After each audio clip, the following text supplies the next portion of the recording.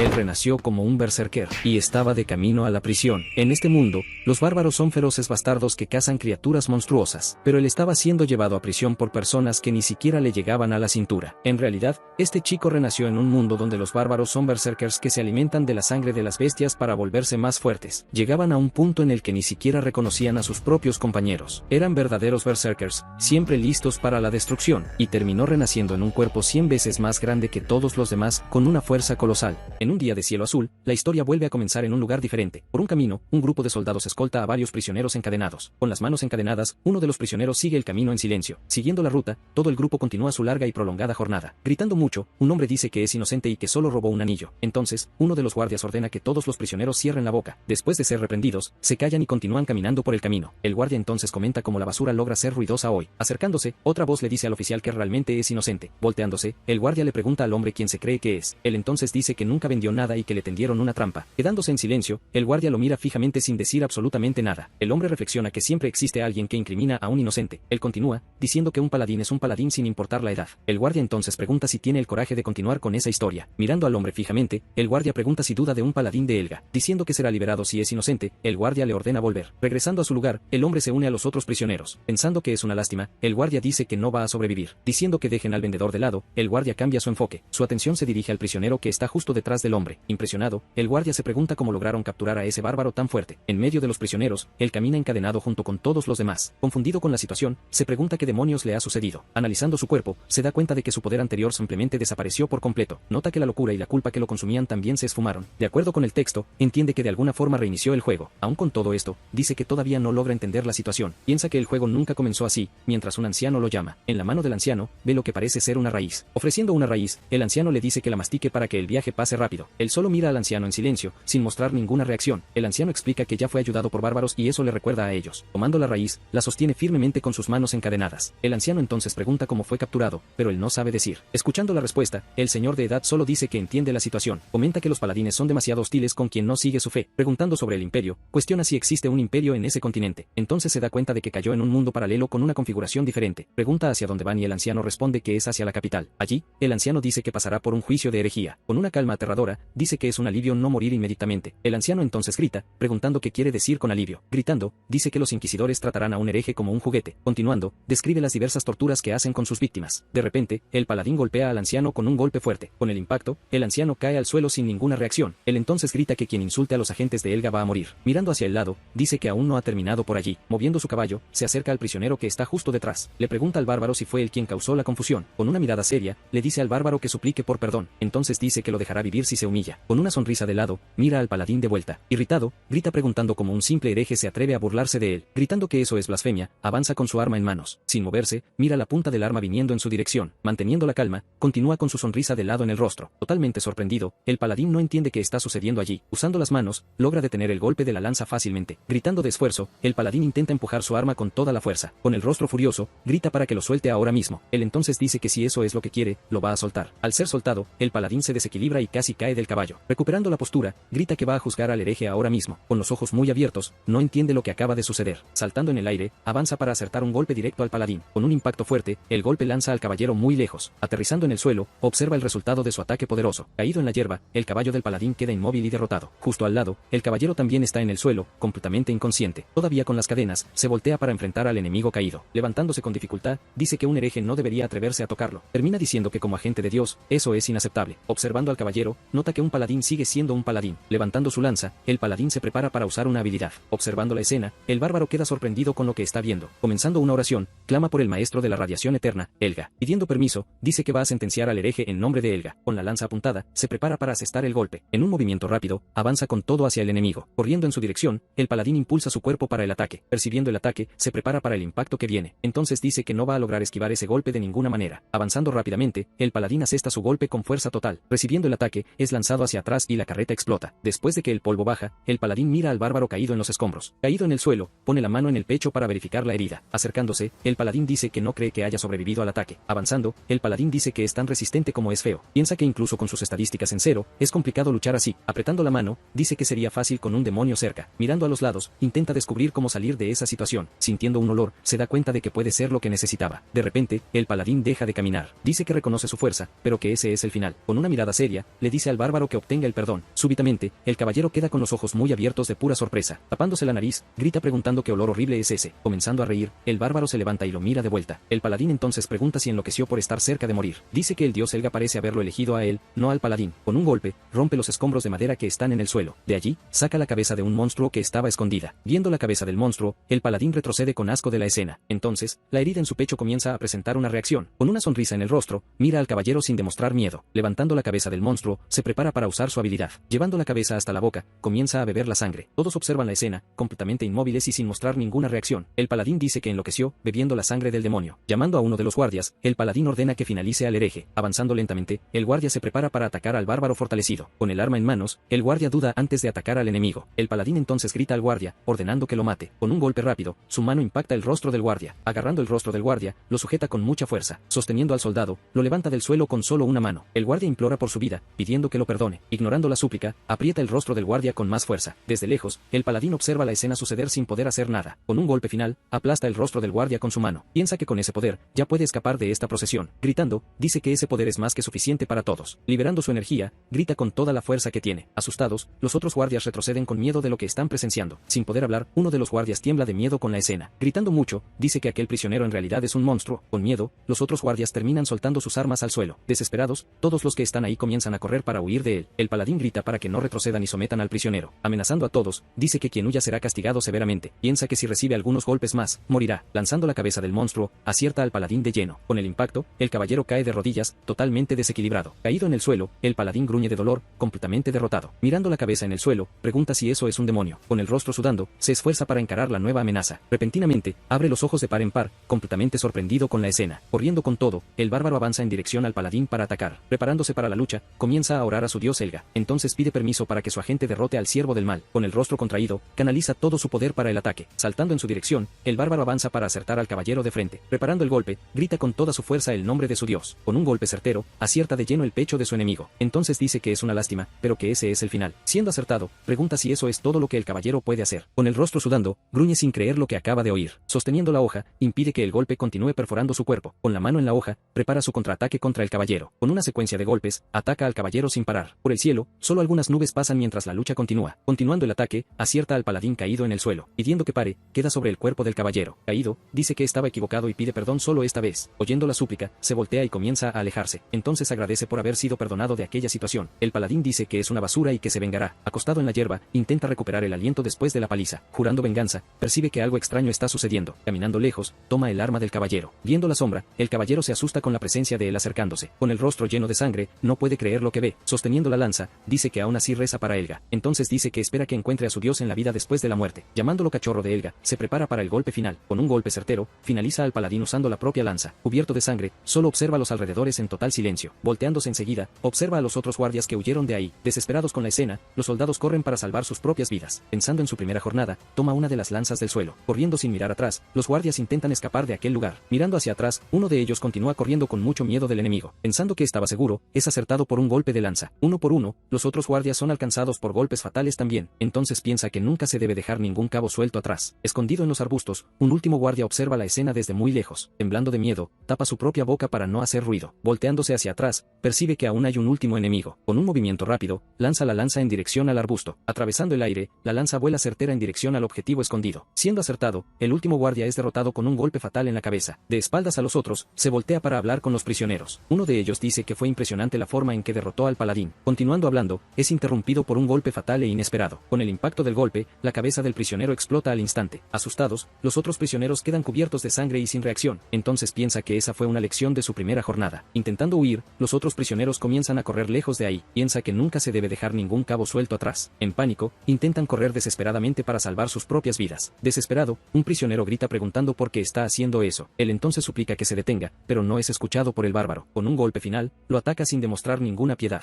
Después del ataque, se da vuelta y encara a los cuerpos caídos. En medio de los cuerpos, se yergue como el único sobreviviente de allí. Él piensa que no puede dejarlos vivos, pues podrían delatarlo. Con la lanza en manos, dice que no puede correr ese riesgo. Con miedo, el último prisionero comienza a llorar desesperadamente por su vida. Encogido en el suelo, se desespera con la situación en la que se encuentra. Viendo la lanza acercándose, grita con miedo de lo que va a suceder. Sobre el prisionero, dice que ese es el último de todos. Preparando el golpe, levanta el arma para atacar al hombre en el suelo. Gritando que es injusto, el hombre sujeta el arma con las manos. Encarando al prisionero, se prepara para asestar el golpe final. Él entonces suplica por misericordia, pidiendo que lo deje vivir. Con una mirada seria, pide una única razón para perdonar al hombre. Desesperado, el prisionero dice que tiene esposa e hijo y fue incriminado. Él dice que parece inocente, pero no es un buen motivo para vivir. Gritando de repente, el hombre ofrece sus servicios como un guía experimentado. Con el arma apuntada, pregunta si el bárbaro no necesita un guía. Confundido con la propuesta, pregunta qué sería exactamente un guía. El hombre entonces dice ser un mercader que conoce toda la geografía local. Él pregunta desde cuando el reino de Luconia se convirtió en un gran imperio. Sin entender nada, el prisionero queda completamente confundido con esa pregunta. Él entonces piensa que el bárbaro solo puede haber venido de muy lejos. Presionando por una respuesta, pregunta por qué el hombre se quedó callado. El prisionero responde que ya pasaron 248 años. Entonces pregunta cuál sería el año en el antiguo calendario solar lunar. El prisionero dice que sería alrededor del año 1130. Se queda impactado de que el calendario común ahora se haya vuelto algo antiguo. Él entonces pregunta sobre el estado del continente y del reino de los demonios. El vendedor explica que el continente se unificó, pero ahora está dividido. Continúa diciendo que la iglesia creció y nadie más vuelve del reino demoníaco. Sorprendido con la información, cuestiona si nadie en verdad retornó de allí. Listando nombres importantes, pregunta si el vendedor ya escuchó hablar de ellos. El vendedor responde asustado que nunca escuchó hablar de ninguno de esos nombres. Repentinamente, el vendedor parece recordar el nombre Melissa con algo de sorpresa. El bárbaro entonces dice que cree que ya escuchó ese nombre en algún lugar. Intentando recordar, dice que tal vez fue alguien con un nombre parecido. No entiende cómo los héroes que derrotaron al archidemonio fueron olvidados. Procesando todo, se queda en silencio por un momento, solo observando. Él entonces pregunta por qué los demonios están por todas partes ahora. El vendedor dice que algunos creen que es un castigo divino del dios Helga, otros dicen que fue un mago o un gran mal que está por llegar. Finaliza diciendo que la verdad solo puede ser conocida por los dioses. De pie, se queda en silencio por un instante, procesando todo lo que escuchó. Con un movimiento rápido, clava la lanza que sostenía en el suelo. Confundido, el vendedor solo observa al bárbaro alejarse sin decir nada. Mirando hacia el vasto campo, encara el nuevo horizonte frente a él. Él entonces concluye que está 300 años en el futuro de su jornada. Ahora se ve como un exiliado, expulsado de su mundo original. Todo su conocimiento anterior ahora está cientos de años desactualizado en este lugar. Sus antiguos compañeros de batalla ahora ya no existen más en esta era. Volteando el rostro, encara su nueva y solitaria realidad en este mundo. Cuestiona si vale la pena vivir suprimiendo su locura con sangre. Encarando su destino, duda si podrá volver a casa algún día. Se da cuenta de que después de este nuevo juego, otros aún peores pueden surgir. Cerrando los ojos por un momento, se concentra para lo que viene. Con las dos manos, rompe la lanza con fuerza. El vendedor observa la escena completamente confundido con lo que está sucediendo. Con la punta del arma en su cuello, se prepara para acabar con todo. Sosteniendo el arma con firmeza, encara su destino sin demostrar miedo alguno. Asustado, el vendedor pregunta qué está intentando hacer con eso. Él dice que si comienza de nuevo, solo tendrá más arrepentimientos para cargar. Con las manos en el arma, se prepara para el golpe final contra sí mismo. Solo espera que después de todo, no termine en una sala de game over. Cerrando los ojos, recuerda una conversación que tuvo en el pasado. En un flashback, recuerda haber sido cuestionado sobre el futuro. Recordando a Melissa, se acuerda de ella hablando sobre construir una torre. Abriendo los ojos, parece haber encontrado una nueva esperanza para continuar. Pregunta al vendedor si dijo que ya escuchó el nombre Melissa. El vendedor responde que cree que es el nombre de la primera maestra de la torre. Él entonces pregunta dónde queda esa torre y el vendedor lo sujeta. El vendedor explica que el viaje tomará al menos 2 meses enteros. En silencio, encara al vendedor, procesando las nuevas informaciones recibidas. Con una leve sonrisa, parece haber encontrado un nuevo motivo para vivir. Recordando a Melissa, dice que no puede ni morir cuando quiere. Él entonces ordena que el vendedor lo lleve a la torre mágica. Dice que no puede perder tiempo, pues necesita encontrar la torre. Él entonces ofrece como pago lo más precioso que tiene. Con una mirada seria, dice que el pago será la vida del guía. Tirando la lanza al suelo, se prepara para partir en su jornada. Manda al vendedor a tomar sus cosas para que partan inmediatamente de allí. En medio de los escombros, una espada llama la atención del bárbaro. Dice que esa arma puede ser útil para lo que necesita. Piensa que le encantaría tomar la lanza, pero no puede usar el arma. Con una mirada seria, lamenta no haber traído su hacha antigua. El vendedor entonces se queja del hacha, pero se alivia por estar vivo. El bárbaro entonces recolecta la sangre del demonio en un recipiente. Con su nueva espada y la sangre, está listo para la jornada. Diciendo que partan, se prepara para su nueva jornada al lado del guía. Ellos entonces comienzan el largo viaje en dirección a la torre mágica que buscan. En el lugar de la batalla, el cuerpo del paladín atrae diversos cuervos cerca. Con ojos rojos, los cuervos observan el cuerpo caído y abandonado en el suelo. Alguien entonces encuentra el cuerpo y reconoce la identidad del paladín muerto. Un caballero dice que todos fueron aniquilados y pregunta qué harán ahora. Llamando a Lady Elia, espera por una respuesta de su superior. Ella ordena que encuentre alguna pista que pueda ser útil para ellos. Después de escuchar la orden, el caballero dice que entendió lo que necesita hacer. Ella se pregunta quién en la tierra osaría hacer algo contra un paladín sagrado. Con una mirada seria, dice que no importa quiénes sean los culpables, pagarán. Bajo la luz de la luna, la noche cae y el viaje continúa. Por la noche, acampan en un bosque oscuro y silencioso. La fogata se apaga, dejando el campamento completamente en la oscuridad total. Recostado cerca de la fogata, él descansa para recuperar sus energías. Al lado del campamento, el vendedor dejó una de sus pertenencias. Corriendo por el bosque, el vendedor intenta huir lo más rápido que puede. Sin aliento, continúa su huida desesperada por la espesura oscura. Exhausto, dice que está fuera y que necesita salir de ahí. Con el rostro cansado, dice que necesita ir lo más lejos posible. Piensa que tener un compañero sería bueno, pero tiene problemas. Recuerda que su compañero es un bárbaro que come demonios. Después de algunos días, el vendedor ofrece comida al bárbaro. En otra noche, el vendedor ofrece ofrece un lugar para que duerma. El vendedor intenta sacar conversación, pero desiste a mitad de la pregunta. Se da cuenta de que el bárbaro no habla y no logra leer sus pensamientos. Dice que el bárbaro parece más una bestia salvaje que un humano. Con el rostro asustado, dice que si solo fuera eso, lo aguantaría. De repente, se detiene y el bárbaro lo observa desde lejos. El bárbaro entonces lo apresura diciéndole que está muy lento. El problema mayor, según el vendedor, es la velocidad increíble del bárbaro. Con el rostro asustado, dice que el bárbaro ya está muy lejos. Se queja de que apenas alcanza al bárbaro y él ya desaparece de nuevo. Con brazos cruzados, el bárbaro encara al vendedor hasta que llegue. Siente como si el bárbaro fuera a quebrarlo si se retrasa. El vendedor piensa que si no fuera por él, estarían a kilómetros de distancia. Exhausto, dice que no aguanta más y que siente que va a morir. Con miedo, decide que necesita escapar de una forma u otra. Corriendo por la noche, el vendedor pone su plan de escape en acción. La oportunidad de huir, dice, llegó antes de lo que esperaba. Quejándose de dolor, continúa su carrera desesperada por el bosque oscuro. Lamenta haber dejado atrás su bolsa, que era su fortuna. Piensa que si intentara tomarla, podría haber despertado a la bestia. Concluye que es un desperdicio, pero su vida es más preciosa. Se pregunta cuánto tiempo lleva corriendo y se siente perdido. De repente, una voz pregunta a dónde va con tanta prisa. Asustado, se gira y queda impactado con lo que ve. Sin entender, se pregunta cómo es posible eso, de dónde vino. El bárbaro entonces pregunta por qué el vendedor está huyendo de él. Con una mirada seria, pregunta si el vendedor no quiere el pago. Sin poder responder, el vendedor queda paralizado de miedo frente a él. Entonces se tira al suelo, diciendo que cometió un pecado mortal. Pidiendo perdón, se inclina frente al bárbaro suplicando por su vida. El bárbaro dice que no quiere disculpas, quiere el motivo de la huida. Con una mirada seria, ordena que el vendedor explique por qué huyó. El vendedor entonces dice que su ritmo es demasiado rápido para seguirlo. Dice que sintió que moriría si continuaba a ese ritmo acelerado. Cansado, el vendedor piensa que ese es su fin y que va a morir. Con una mirada seria, encara al vendedor sin decir una sola palabra. Entonces le dice al vendedor que se levante para que vuelvan al campamento. Con el rostro serio, avisa que de ahora en adelante caminará más despacio. Caminando al frente, guía el camino de regreso al campamento. Confundido, el vendedor solo observa al bárbaro sin entender lo que pasó. De vuelta al campamento, una nueva fogata se enciende para calentar la noche. El vendedor duerme exhausto, mientras el bárbaro lo observa cerca del fuego. Durmiendo, el vendedor suplica por su vida, pensando que está en peligro. Sentado cerca del fuego, observa al vendedor dormir en silencio. Piensa que su ritmo acelerado es un hábito de su primer viaje. Recuerda que en su travesía, vivía con la locura. Con un suspiro, se calma al darse cuenta de que está en un lugar seguro. Concluye que a diferencia de antes, ya no está en peligro constante. Dice que ahora tiene un buen motivo para caminar más despacio. El vendedor sugiere que eviten la frontera y tomen un desvío. Sorprendido con la sugerencia, encara al vendedor por un breve momento. Entonces concuerda con el plan y dice que hagan eso. Piensa que sin el vendedor, no lograría encontrar el camino correcto. El vendedor dice que un bárbaro no estaría seguro en territorio imperial. Piensa que fue difícil encontrar demonios por culpa de los paladines. Mirando el frasco, dice que la sangre pronto se volverá inútil. Por la noche, continúan su travesía por un bosque oscuro y silencioso. De repente, el vendedor se detiene y observa algo con bastante atención. Detrás de los árboles, divisa una pequeña villa de agricultores. El vendedor entonces sugiere que pidan comida y un lugar para quedarse. Con una mirada seria, observa la villa con bastante desconfianza. El vendedor percibe que ninguna luz está encendida, lo cual es muy extraño. También nota que el portón de la villa está abierto y sin guardias. El vendedor pregunta si esa puede ser una villa abandonada por todos. Dice que no sabe, y que solo lo descubrirán si entran. Asustado, el vendedor pregunta si va a entrar realmente a ese lugar. De repente, un ruido extraño se escucha viniendo de dentro de la villa. Asustado, el vendedor pregunta si escuchó lo que acaba de pasar. Dice que puede ser un monstruo o un demonio, y toma su espada. Con la espada en manos, se prepara para lo que sea que encuentre. Con una sonrisa, dice que esas son buenas noticias para él. Llegando a una aldea desierta, él avanza al frente con su compañero justo atrás. Preguntando qué está pasando, él comenta que el lugar no parece abandonado. De repente, sus pies se clavan en el suelo y él deja de caminar en la aldea. En ese momento él se pone en alerta, esperando cualquier movimiento sospechoso viniendo de las casas. Su compañero entonces pregunta por qué se detuvo de la nada. Reparando en la única casa con la puerta abierta, él apunta la espada hacia allá. Saliendo de la oscuridad, un pie extraño pisa con fuerza el suelo de tierra. Poco después un monstruo avanza gritando, listo para asestar un golpe con su arma. Antes de completar el golpe, el ojo del monstruo se enfoca en su oponente. Con un único golpe rápido, él alcanza el cuello del monstruo sin dudar. Después del golpe, la cabeza del monstruo es lanzada hacia atrás con el impacto. Su compañero reacciona con un grito, mientras el cuerpo del monstruo cae. Entonces un grupo de monstruos aparece, todos ellos armados y listos para atacar. Su compañero dice que los goblins no son agresivos, y que algo debe haber pasado. Dando una sonrisa, él dice que parece haber llegado al lugar correcto. Gritando muy alto, uno de los monstruos salta sobre él con un garrote. Entonces él responde con un golpe rápido y preciso. Sorprendidos, los otros monstruos observan la velocidad del ataque que fue lanzado. Preparándose para el grupo, él empuña su espada. Otro monstruo avanza gritando, intentando asestar un golpe con su arma afilada, pero él defiende el golpe del monstruo, creando un fuerte impacto entre las hojas. Con su espada, él continúa bloqueando el ataque que vino de arriba. En eso otro monstruo aprovecha la oportunidad,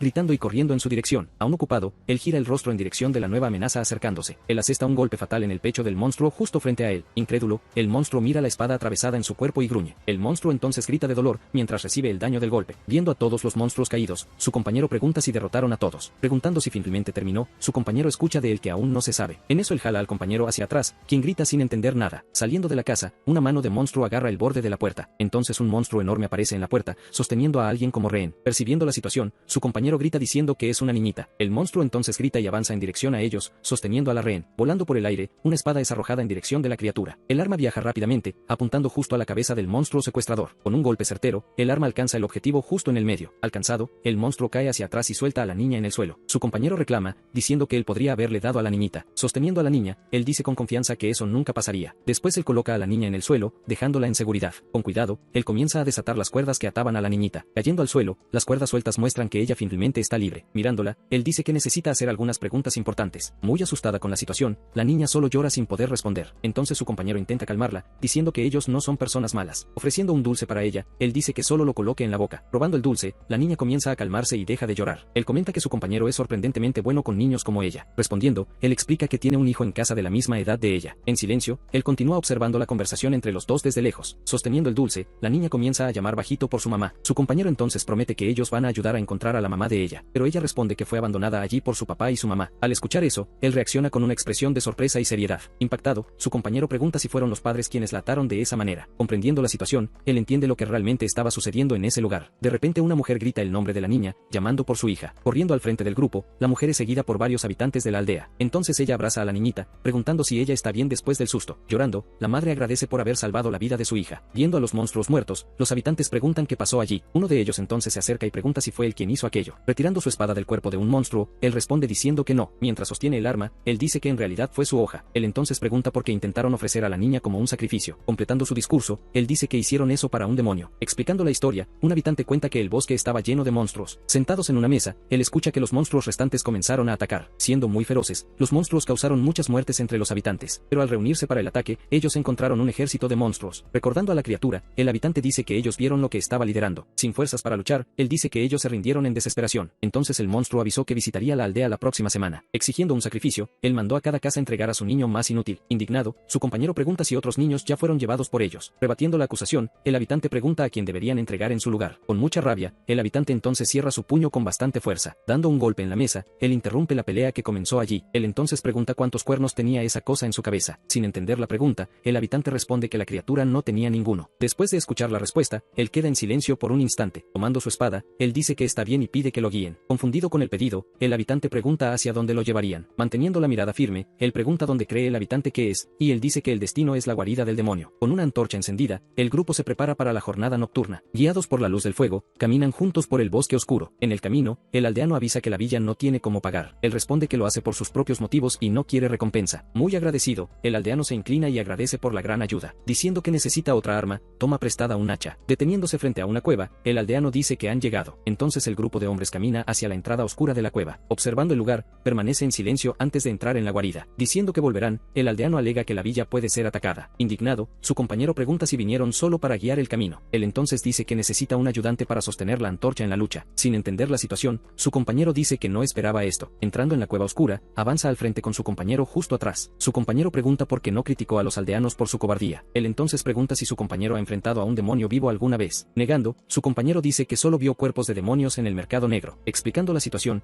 dice que los humanos nunca son los mismos después de la lucha. Las personas normales no logran superar el miedo y la desesperación del enfrentamiento. Aún así, su compañero dice que ni los animales sacrifican a sus propias crías. Él dice que fue una elección para sobrevivir, así que no puede condenarlos. Su compañero reflexiona que para los niños, el mundo entero los abandonó. Cuestionando el sentido de todo, se pregunta cómo vivir abandonando la humanidad. Viendo que continúa caminando, su compañero lo llama para esperar. Recordando su pasado, se cuestiona sobre volver a tener una vida. Preguntando si dijo algo incorrecto, quiere saber si los niños están vivos. Cerrando los ojos, piensa por un momento antes de dar su respuesta. Explicando su lógica, dice que un demonio cruel los mantendría vivos. Su compañero no entiende el raciocinio, mientras él sostiene el hacha firmemente. Entonces levanta el hacha, dejando a su compañero en pánico que grita. Con un movimiento rápido, arroja el hacha en la oscuridad de la cueva. Asustado por el lanzamiento, su compañero grita y cierra los ojos con fuerza. Girando en el aire, el hacha vuela a alta velocidad hacia el fondo. En eso el arma acierta un blanco de lleno, haciendo un ruido de impacto. Extendiendo la mano, hace una señal para que su compañero espere detrás de él. Enseguida, un cuerpo de monstruo cae del techo al suelo. Con el hacha en la cabeza, el monstruo gruñe y su compañero grita sorprendido. En la oscuridad, varios otros monstruos observan la escena con sus ojos atentos. Gritando con furia, el grupo de monstruos avanza para comenzar el ataque. Con su compañero asustado, solo ordena mantener la antorcha firme para la lucha. Pisando con firmeza, avanza en dirección del gran grupo de monstruos. Sorprendido, el monstruo grita al ver la espada acercándose rápidamente a él. Acertando un golpe directo, detiene el grito del monstruo con su espada. Con un movimiento rápido, agarra el brazo del otro monstruo en el aire. Mientras tanto, otros dos monstruos se preparan para atacarlo al mismo tiempo. Su espada entonces bloquea el golpe enemigo, creando un gran impacto. En eso percibe que el terreno de la cueva puede dificultar la batalla. Con las estalactitas, entiende que será difícil usar su espada libremente. Observando la situación, dos monstruos aguardan el momento justo para el ataque. Ajustando Ajustando el agarre en la espada, se prepara para la difícil lucha. Gritando con furia, la horda de monstruos finalmente avanza contra él. Con un golpe rápido, gira su arma para el primer ataque. Su golpe entonces acierta de lleno la cabeza de uno de los monstruos. En medio de la batalla, continúa acertando golpes en todos los enemigos. Girando el rostro, analiza la situación de la batalla sangrienta que ocurre. Viendo el hacha en el suelo, decide que también debería usar esa arma. Rápidamente,